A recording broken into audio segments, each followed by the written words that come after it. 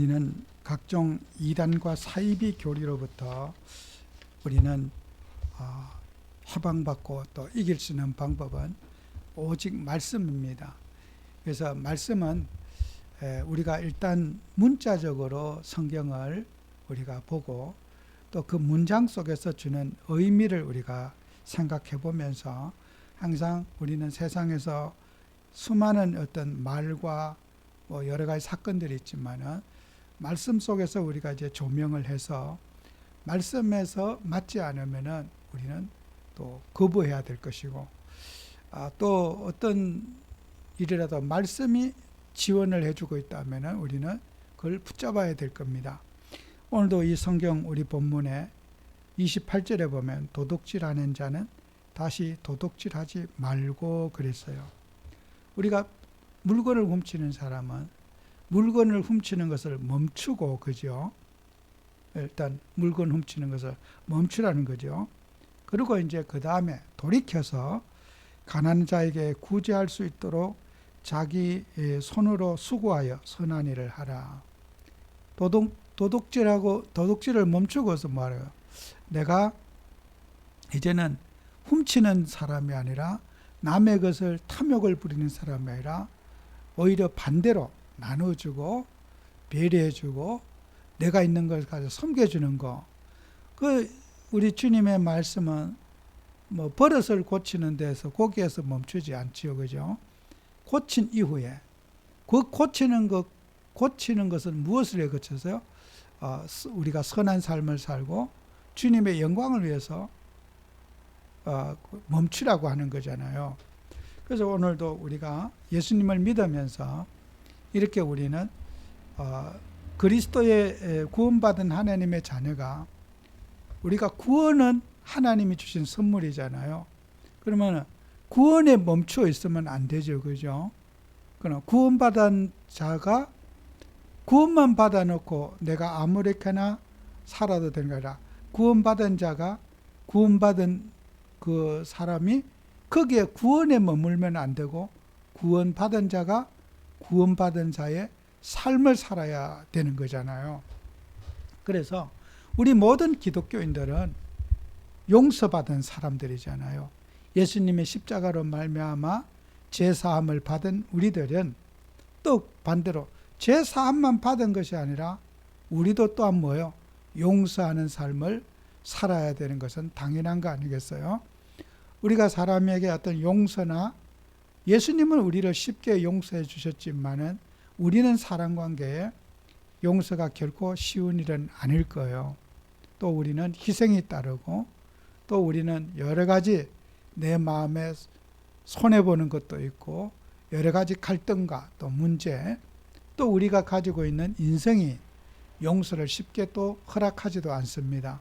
그러나 주님이 용서해 주셨기 때문에 우리도 용서하는 삶을 살도록 항상 노력해야 되겠죠. 그래서 용서는 뭐예요? 의무다. 나에게 좋은 어떤 행위를 한 사람은 뭐 어떤 행위를 보고 우리가 용서해 주는 거 하지만은 용서는 의무. 내가 좋든 싫든 내가 공감이 되든 안 되든 나는 용서해야 될 의무를 가지고 있다는 거죠. 그 기독교인들은 용서의 의무를 지고 이제 하나님이 우리를 부르셨다는 거죠. 그래서 그 표현을 제일 잘하고 있는 표현 중에 하나가 마태복음 18장 21절부터 35절까지 내용입니다. 예수님이 하신 말씀이죠. 베드로가 이런 질문을 하죠.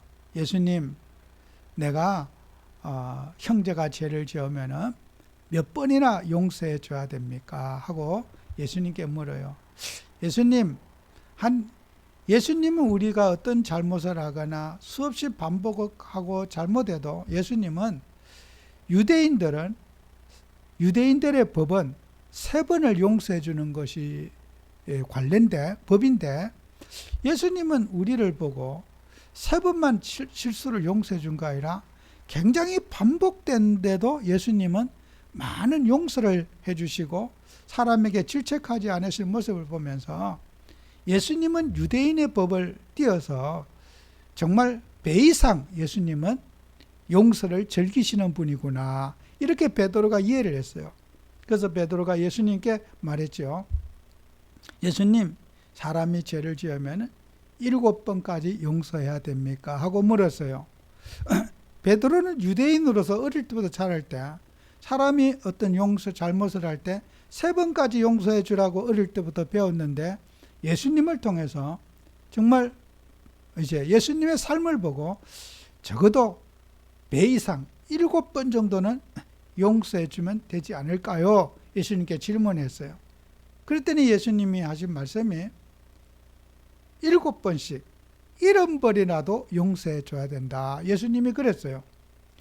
베드로가 생각하는 그 용서는 유대인들과 비교해서 내가 이 정도는 해주면 될 것이라고 하는 우리 기독교인들은 불신자보다는 배 이상 용서해 주면 된다고 생각했는데, 예수님은 어떻게 해요? 불신자의 그런 용서와 관계없이 우리는 무한대로 용서해 줘야 된다. 그 용서에 대한 의무를 예수님이 말씀하시는 거잖아요. 그리고 또 예수님께서 비유로 말씀하셔요. 임금이 1만 달란트 빚진 자에게 이제 돈을 갚으라고 그랬어요.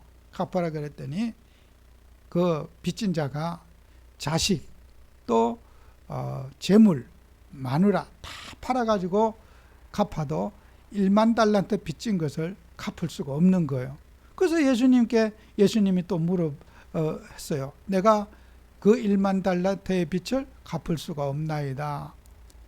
내 자식도 팔고 또 마누라도 팔고 있는 재산 다 팔아도 1만 달란트를 내가 채울 수 없나이다. 그 1만 달란트라는 화폐의 단위는 그 현대의 계산으로 계산할 수 없는 돈의 가치입니다. 예수님 시대에 유대, 이두메, 사마리아 세 지역의 1년 세금이 600달란트였대요. 또 갈릴리와 베레아가 낸 1년 세금이 200달란트였대요. 그러니까 그 나라의 전체의 달란트가 유대 이스라엘 전체 나라의 달란트를 1년 세금을 다 합쳐도 1000달란트도 안 되는데, 800달란트 뿐이 되지 않는데 1만 달란트의 개인이 빚을 졌다. 어떻게 갚을 수 있겠습니까? 못 갚잖아요. 그죠? 근데 그 왕의 신하가 탕감해 줬어요. 됐다. 다 그냥 싹 없는 것으로 빚을 탕감해 줬어요. 그리고 그 왕의 신하의 친구가 자기에게 돈을 빌렸는데 탕감을 받고 100데나리온의 빚을 졌어요. 그 100데나리온의 지금의 가치는 한 20달러 정도 된다고 그래요. 추정한 건데, 근데 그 돈을 갚으라 그래요. 근데 못 갚을 능력이 없고 그 친구가 100데나리온 빚진 것을 갚을 수 없으니까 그가 이제 그 친구를 때리면서 감옥에다 옥에다 가뒀어요. 그래서 그 종이 이제 다른 종이 보고를 한 거예요. 왕에게. 왕의 임금님에게 1만 달란트 빚을 탕감받고 자기 친구가 100데나리온 빚을 진 것을 안 준다고 때리고 옥에 가두고 했습니다. 그래서 다시 불렀어요. 그 1만 달란트 빚진 자를 불러가지고 예수님이 이제 야단을 치는 거죠. 너는 어찌해서 그렇게 탕감을 받고도 형제의 그런 빚을 탕감하지 못했느냐. 그래서 그 임금이 주인이 노하면서 그들 감옥에 탕감할 감옥에 가두고 35절 마지막 절에 보면은 너희가 각각 마음으로부터 형제를 용서하지 않으면 나의 하늘의 아버지께서도 너희에게 이와 같이 하시리라, 그런 말씀을 하셨어요. 이렇게 예수님은 용서의 신앙을 우리에게 가르치고 계신 거예요. 용서해야 된다. 내가 예수님으로부터 갚을 수 없는 죄를 탕감받은 우리는 모든 인간관계에 일어나는 일들에 대해서 용서의 신앙을 가지고 우리는 그들의 용서는 의무지, 나는 용서받고 상대를 용서해 주지 못하는 것은 안 된다는 거죠. 그건 예수님의 말씀이에요. 예수님은 이 달란트 1만 달러 빚을 탕감해 주면서 빚을 죄로 보았어요. 죄로. 죄값으로 봤어요. 그 죄를 채무로 봤단 말이에요. 우리는 예수님으로부터 빚을 탕감받았지만은 우리는 그 탕감받은 자로서의 빚을 갚아야 되는 의무감까지 없어진 건 아니란 말이에요. 우리는 예수님께 빚을 갚을 수 없지만은, 그러나 예수님에게 빚을 갚아야 된다는 의무감마저 없어지면 안 된다는 거죠. 그게 주님의 뜻이에요. 우리는 정말 인간이 아담과 하와의 원죄로부터 우리가 자범죄로 살아가면서 수많은 죄 속에서 용서받았습니다. 십자가에서. 그러나 우리가 죄 사함 받았다는 것은 우리가 예수님께 빚을 갚을 수 없지만은, 그러나 빚 갚아야 된다고 하는 그 마음까지는 없애서는 안 된다는 거예요. 우리는 천국 가는 그날까지 주님의 십자가에서 우리를 피 흘려 죽으신 그 십자가의 보혈의 은혜에 감사하고 우리가 감격하며 고마워하며 우리는 그런 용서의 신앙을 가지고 살아야 된다는 거예요. 그러면 우리는 용서받은 자가, 죄사함 받은 우리가 그 죄사함에만 머물러 있으면은 다 끝났다, 우리는 갚을 필요가 없다, 아닙니다. 우리는 평생을 주님 앞에 보답하려고 하는 자세와 마음을 가지고 살아야 된다는 거예요. 그게 우리는 용서에 대한 이해지요. 그래서 예수님께서 우리에게 그런 탕감받은 자의 의무, 구약에서도 예수님은 출애굽기 22장 3절에도 이런 말씀이 있지요. 해돋은 후에는 피 흘린 죄가 있으리라. 도둑은 반드시 배상할 것이나 배상할 것이 없으면 그 몸을 팔아 그 도둑질한 것을 배상할 것이요. 그죠? 우리가 범죄한 그 죄값을, 우리가 죄를 지으면요, 반드시 배상하라고 하는 히브리 사람들에게 하나님의 명령이 있었어요. 예수님도 그것을 따라서 마태복음 18장에 예수님이 구약의 법을 가지고 말하면서 네 자식, 가족 다 팔아서 빚 갚아라 그랬어요. 예수님은 사람도 제물로 팠어요. 모든 것 다 팔아라, 빚을 갚기 위해서는. 자식도 팔고 가족도 팔고 땅도 팔고 다 팔아라. 빚은, 그럼 그 말은 무슨 뜻이에요? 빚은 반드시 갚아야 된다는 뜻이에요. 그게 성경적인 뜻이에요. 돈이 없으면 네 몸도 팔아라. 네 몸도 팔아서 갚아라.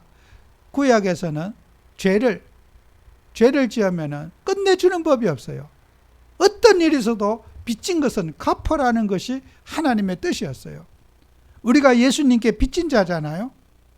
죄값을 예수님이 지불하셨지만 예수님께 채무가 우리가 지고 있다, 빚을 지고 있다, 우리가 그렇게 믿고 살아야 된다는 거예요. 예수님께 우리는 빚진 자다. 그죠? 우리가 예수님께 빚진 마음이 없으면 안 돼요. 그 빚진 자의 자세로 우리가 살아야 된다는 거예요.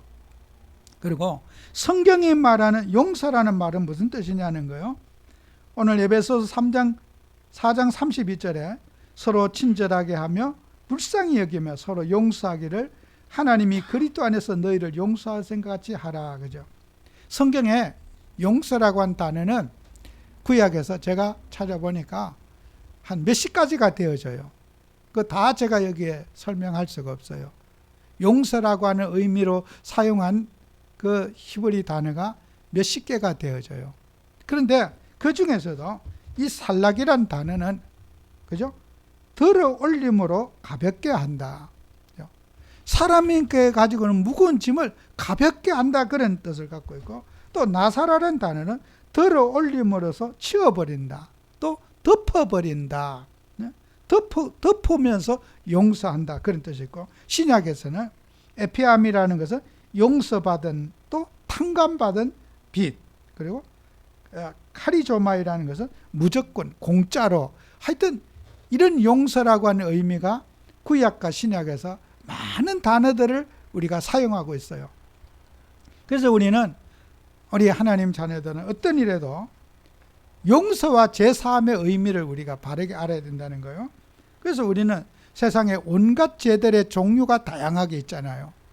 인간관계에 일어나는 죄들, 서로의 가치관, 또 서로의 생각, 나라와 나라 율법, 이런 것들이죠.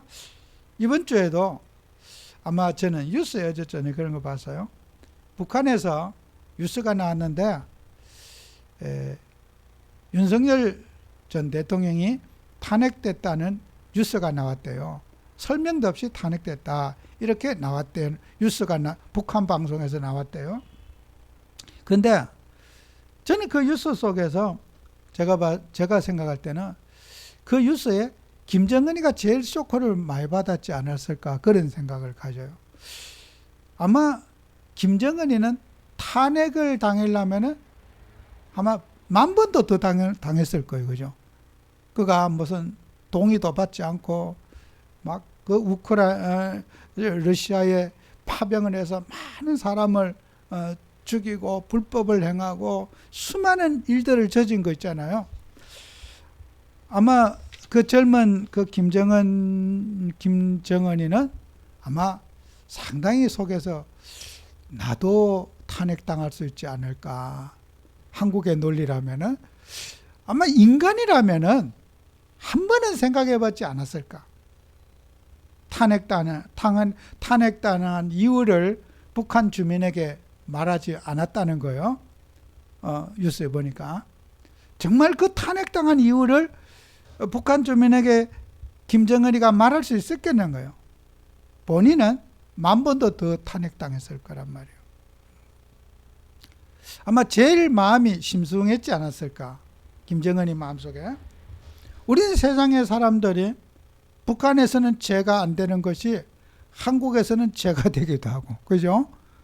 북한에는 그거보다 10,000배도 더해도 아직도 그렇게 잘 지도자예요. 그렇게 이렇게 사람들 나라마다 개인마다 가치관과 죄라고 하는 그런 규범은 달라요. 사회마다, 민족마다, 시대마다 죄라고 하는 종류는 온갖 종류의 죄가 다 있어요. 그래서 어떤 사람은 죄가 문제가 되고 어떤 사람은 죄가 문제가 안 되기도 해요. 그 모든, 예수님은 그런 모든 죄를 주님은 십자가에서 내가 알고 지은 죄, 모르고 지은 죄, 또 우리가 인지하지 못하고 있는 죄, 무심코 대한민국에 태어나고 북한에 태어나서 죄 짓는 거 있어요. 내가 모르고 죄 짓는 게 많아요. 그런 사상, 그런 이념 속에 내가 죄 짓고 있는데 죄라는 거 있어요.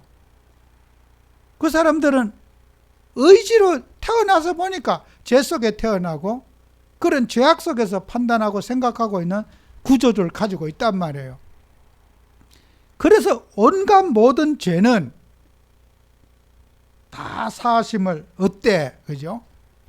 세상에 사람마다 개인 간에 일어나는 범죄들은 예수님은 묻지 따지지 않고 싹 다 용서해 준다. 그러나 한 가지 용서 못할 죄가 있는데, 성령을 해방하고 하나님을 해방한 우상을 숭배하고 하나님을 배역하고 성령 역사를 거스린 그 죄는 사심을 얻지 못한다. 예수님이 그랬어요. 오늘 우리가 이 세상에 살아가면서 세상에 수많은 인간관계에 일어나는 일, 사회, 국가, 이념 있잖아요. 우리는 어떻게 해요? 용서하고 싶지 않아도 용서해야 돼요. 개인마다 다 성향이 다르고 판단이 달라요. 어떻게? 우리 주님께서 용서하라 그랬으면 용서하려고 노력해야 돼요. 제가 이발관에 이번 주에 이발할 가는데 이발사가 화가 나서 그 이발하는 시간에 탄핵 발표가 나서 화가 나서 제 머리를 못 깎아요. 막 저한테 화버려. 목사님이 이럴 수가 있냐고. 그래서 자, 면도 이제 하는데 막 빌까봐 기도를 했어요. 하나님, 또 베지 않게 해주세요. 기도했어요. 그 면도 이렇게 하잖아요. 뭐 화가 막 그렇게 화나면 생겨서 얼굴도 빨개지고 막 그래서 화가 났어요. 면도라 중요하잖아요. 그 화가 안 났을 때도 가끔가다 뒤를 자꾸 이렇게 상처를 자꾸 내는데 나이가 드신 할아버지라 또 오늘 큰일 났구나 이게 지금 면도 하지 말고 그냥 갈까 이런 말을 하고 싶은데 그래도 또 안 될 것 같고 기도만 하나님 나는 화난 건시가 면도에 상처 나지 않게 해주세요. 오늘 그런데 다행히 뒷모습을 못 봤는데 했는지 아닌지는 모르겠어요. 살짝 하는 것 같더라고요. 손도 떨리니까. 그러니까 제가 이거 보면서 사람들이 그 분노 있잖아요. 용서를 이거는 용서할 수 없. 이제 그 영감이 나는 그렇게 얼굴 벌건 거 처음 봤어요. 우리가 사람들이 살아가는데 사람도 어떻게요? 국가에 살아가면서 여러분 이 나라에 살면 모든 사람이 상처를 받아요. 이념의 상처를 받고 피해를 보고 많은 고통을 받아요. 우리 기독교인들은 그들의 상처를 보다듬고 위로해주는 정말 모두에게 용서의 신앙을 가르치는 그죠? 그것이 바로 기독교의 복음이라는 거예요. 그죠? 불난 집에 불 붙이는 것이 기독교의 복음이 아니라 우리는 상처받고 힘들어하는 사람에게 위로가 되고 답이 되고 그죠? 그 용서의 신앙을 우리가 가지는 것이 복음이라는 거예요. 우리 나라와 민족을 기도하고 우리 국가와 국민들이 상처받은 거 빨리 저는 치유되기를 원해요. 이념으로 사람들에게 마음의 분열과 불화로 막 그냥 어떤 그 분노와 감정을 표현하고 정말 데모가 직업이 되어 있고 이런 모든 그런 마음들이 우리는 그리스도의 보혈로 나라의 모든 국민들이 안정을 갖도록 정말 하나님이 주신 평안을 갖도록 우리가 기도해야 될 의무를 가지고 있다는 거예요. 그게 우리가 이 세상의 모든 온갖 죄들은 예수님은 다 용서했다는 거예요. 그런 우리가 이념에 사는 게 아니라 정말 영혼을 사랑하고 복음 전하고 생명운동하는 이 일에 성령의 역사하심 속에 우리 인생을 맡기는 그런 우리가 내다. 그래서 우리가 마지막으로 우리가 살펴볼 것은 우리는 기도의 모델들을 한번 생각해 보셔야 돼요. 기도의 모델을 감동적인 모델이 많이 있겠지만은 사도행전 7장에 서대반 집사님의 기도의 모델을 우리가 한번 생각해 볼 수가 있어요. 돌에 맞아 죽으면서도 저들의 죄를 저들에게 돌리지 말아달라고 하는 서대반 집사님의 기도는 이 시대의 모델적인 기도입니다. 용서하는 정도가 아니라 그들을 축복하고 그들을 위로하고 그들을 돌 던지는 사람을 위로하고 그들의 상처를 보다듬기 위한 기도하는 사람, 최고의 멋있는 기도의 사람이라고 우리는 평가할 수가 있어요. 용서하는 정도가 아니라 그들에게 어떻게 했습니까? 그들의 분노와 감정에 휘말려 있는 자격의 돌을 던지는 그 사람들 마음, 상처를 하나님이 치유해달라고 기도하면서 돌에 맞아 정말 하나님 앞에 부름받는 그의 모습을 볼 때 이것이 바로 기독교인의 기도의 모델이다. 우리가 돌 던지는 사람에게 피해를 준 사람에게 정말 그들의 그 악한 마음, 분노의 마음, 그런 상처 속에 억압되어 있는 그 마음이 풀어져서 정말 하나님의 은혜를 입고 하나님의 사랑을 입었으면 하는 그 애절한 그 서대반 집사님의 기도가 정말 기도의 모델을 제시하는 것이 아닌가. 우리도 바로 서대반 집사님과 같은 그런 기도의 사람으로 우리가 쓰임을 받아야 되지 않을까. 성경에는 그런 기도의 모델들이 많이 있어요. 모세가 그런 기도했습니다. 백성들이 저들의 죄를 용서하지 않으시려거든 내 죄를 생명책에 지워버려 주옵소서 하면서 모세는 간절히 백성들을 위해 기도했습니다. 아브라함은 또 어떻게 기도했습니까? 소돔성에 멸망받는 백성들을 위해서 그들의 백성들과 롯을 구하기 위해서 그들의 죄를 묻기 전에 그들에게는 아브라함은 의인 50명만 찾으시면, 의인 10명만 찾으시면 주님 그들의 백성을 멸하시라니까. 이것이 바로 저는 성경이 말하는 기도의 모델이고, 더 중요한 것은 예수님은 십자가에 못 박혀 돌아가시면서 예수님은 또 기도의 모델을, 기준을 제시하셨어요. 저들의 죄를 저들에게 돌리지 말아달라고 하는 예수님은 죄인을 살리고 죄인을 구원하시기 위한 그 중심, 기도에 예수님은 그 우리에게 기준을 제시한 기도의 마음을, 기도의 자세를 제시한 것이 예수님의 저는 모본이라고 저는 봐집니다. 그래서 우리는 수많은 사도들이 순교하면서까지 정말 복음을 전하고 또 그들을 용서하는 신앙을 가지고 살아갔던 그 복음이 오늘 이 자리까지, 우리 대한민국에 이 자리까지 저는 그 복음이 왔다고 생각합니다. 그래서 우리는 세상 사람들과 다르게 이런 용서의 신앙을 가지고 용서하는 삶을 살고, 용서는 돼요 안 돼요가 아니라 의무다. 꼭 기억하셔야 된다. 용서는 의무다. 그죠? 우리는 무조건 용서해야 되는 거예요. 그거는 의무고 사명이고 명령입니다. 그거는. 그죠? 우리가 권유가 있잖아요. 명령이 있잖아요. 명령형입니다. 용서는 명령이지 우리의 선택이 아니에요. 해도 되고 안 해도 되는 것이 아니라 무조건 우리는 용서해야 된다는 거예요. 꼭 승리하는 여러분 되시기를 축원합니다. 기도합니다. 주님, 우리는 성경 말씀을 가지고 예수님을 깊이 묵상하는 한 주가 되기를 원합니다.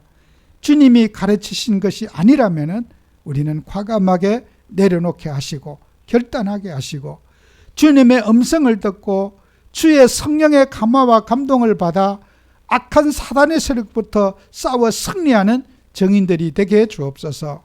예수님 이름으로 기도합니다. 아멘.